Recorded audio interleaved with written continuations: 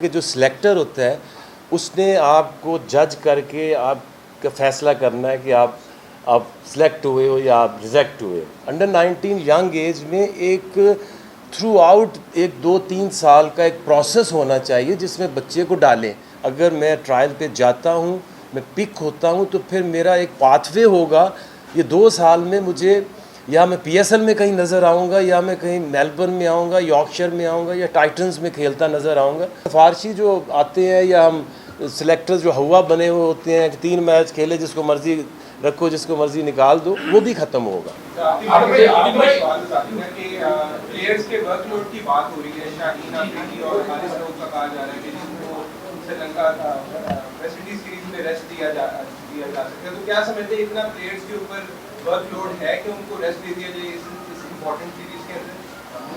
देखिए, लाजमी बात है क्योंकि जो प्लेयर्स हैं वो अब इतनी ज़्यादा लीग्स भी आ गई हैं। ज़ाहिर है जो स्पैन उनकी करियर है वो छोटा होता है और बंदा अपनी अपॉर्चुनिटी से फ़ायदा उठाना चाहता है, तो ये प्लेयर खुद फील करता है कि जब उसको रेस्ट करना हो। और अब ये जितनी इनकी रूटीन अच्छी हो गई है, डाइट अच्छी हो गई, ट्रेनिंग्स अच्छी हो गई हैं, तो प्लेयर्स को खुद ही पता चल जाता है कि कहाँ मैंने रुकना है और कहाँ तक मैंने खेलना है। लेकिन शाहीन और हारिस के लिए ये जो काउंटी क्रिकेट का सीज़न था ये बहुत इंपॉर्टेंट है, जो एक न्यू बॉल को कंट्रोल करना उन कंडीशंस में, क्योंकि Haris known as like death bowler, middle overs, और अब वो जहाँ वो नया बॉल से बॉलिंग करेगा तो इन फ्यूचर आप उसको टेस्ट के लिए भी रेडी कर सकते हैं। भाई आपने बात की है कि टैलेंटेड के हवाले से, और दावा आपने किया है कि 10,000 क्रिकेटर होंगे जिसमें होगा, शायद नवारा से ज़्यादा होंगे।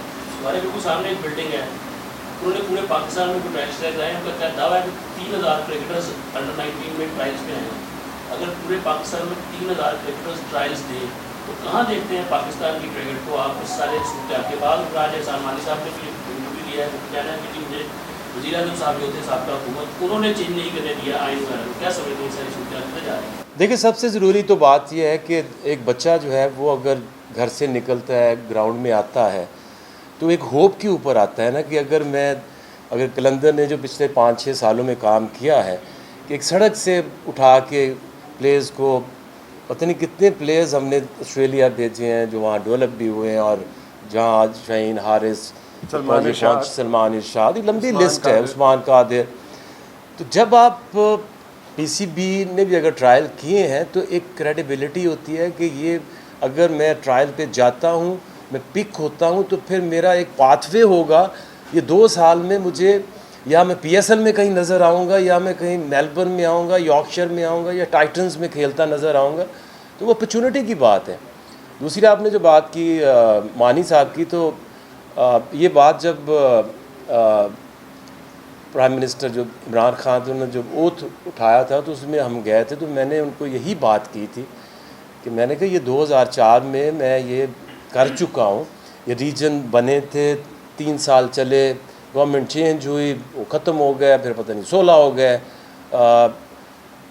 तो इसी तरह से आप इसको कुछ ऐसा आइन बनाएं कि इसको पैटर्न चीफ इसका प्राइम मिनिस्टर ना हो, जिससे पॉलिटिक्स तो फिर जाहिर है वो होगी, जो भी प्राइम मिनिस्टर आएगा वो अपने तरीके से सोचेगा।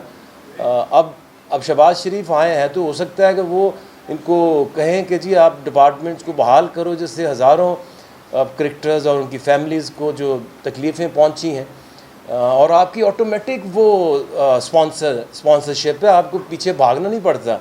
और अगर उसकी तादाद आप देखें, अमाउंट को देखें जो सारी स्पोर्ट्स पे करते थे वो डिपार्टमेंट्स, वो अरबों रुपए में है। तो ये तो बड़ी गलत एक पॉलिसी उन्होंने अपनाई थी।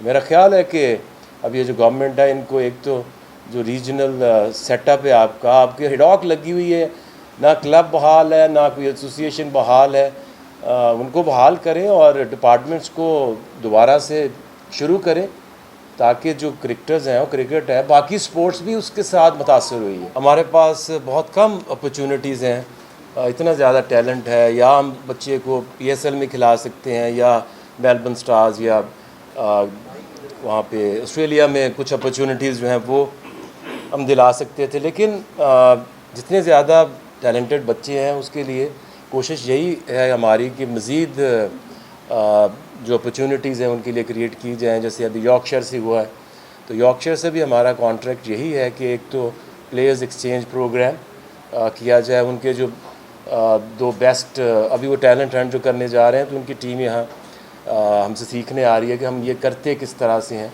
उसका पाथ वे कैसे हमने डेवलप किया है।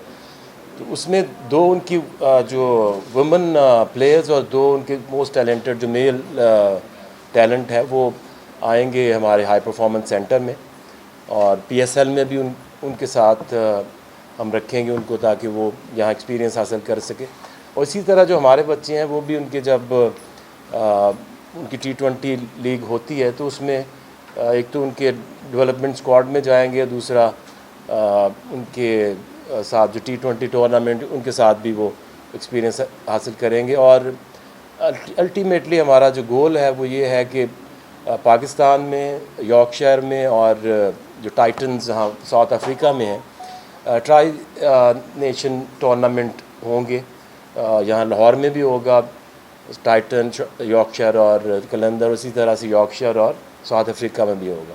आके भाई ये जो जूनियर लीग का रमीज राजा ने इनिशिएटिव लिया है, आतिफ भाई इस पर कब्जा कर सकते हैं कि जी फ्रेंचाइजेस चाहती हैं कि जी ऐसा ना हो कि हमारे जो स्पॉन्सर्स हैं उनकी कुछ रकम साल में इधर खर्च हो जाएगी, कुछ मास्टर लीग शोएब अख्तर करवा रहा है, कुछ कश्मीर प्रीमियर लीग चली जाएगी, और दूसरा ये है कि T20 फॉर्मेट में 19 साल के 21 साल के लड़के को रमीज राजा जो सिलेक्ट करना चाहते हैं ऊपर लाने के लिए या NCA को भिजवाने के लिए, तो आप इस इनिशिएटिव को कैसा देखते हैं?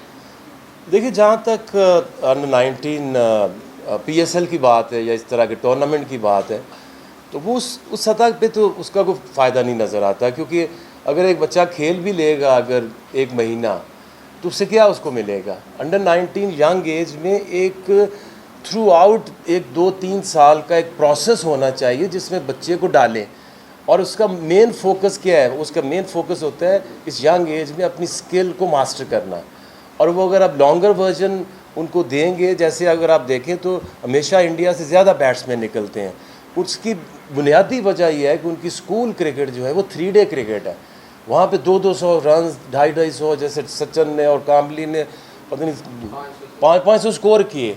तो इस तरह का प्लान लेकर आएँ कि वो बच्चा सारा साल इस तरह सैटरडे संडे 2 डे क्रिकेट कराएँ, जिसमें पढ़े लिखे बच्चे, अभी देखें अंडर 19 ये टूर्नामेंट हो रहा है तो एग्ज़ाम भी हो रहे हैं, तो इसका मतलब ये है कि पढ़ा लिखा बच्चा क्रिकेट में नहीं आ सकता। भाई उस दिन आए थे, उस दिन आप भी तकरीब में मौजूद थे, और उन्होंने कहा था कि मैं अपने साथी क्रिकेटर से मुशावरत करता रहूँगा। क्या उनके चेयरमैन बनने के बाद कभी आपसे उन्होंने मुशावरत की या और क्रिकेटर से मुशावरत की किसी मामले में? देखिए, मेरी उनके साथ हुई थी एक मीटिंग, लेकिन बात पता कि मुझे जिस बात पे मैं कह रहा था कि ये 7-8 महीने में बहुत कुछ हो सकता था, ये कर सकते थे। सिंपली ये करना था कि जो प्लानिंग या जो विज़न था मानी साहब को दिया गया, वो इम्प्लीमेंट भी नहीं हुआ और उसका कोई फ़ायदा भी नहीं हुआ। वो पॉलिसीज़ ठीक नहीं थी, इसीलिए चेंज किया गया मानी साहब को।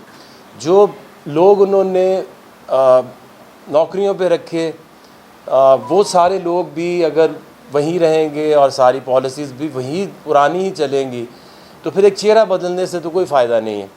तो 8-7 महीने में आप पॉलिसीज़ ला सकते थे, लोगों को, बेहतर लोगों को ला सकते थे। जो लोग 5-5 लाख में वो काम होता था, उन्होंने 25-25 लाख के लोग भर्ती किए, और एक खूबसूरत एक डेवलपमेंट का प्लान था पाकिस्तान में। वो जो 8 रीजनल अकेडमी, दैन NCA और अंडर 19 का जीतना 2004, 6, 8 इस तरह से, तो 8 महीने में पॉलिसीज़ तो बदल सकती थी और लोग बदल सकते थे।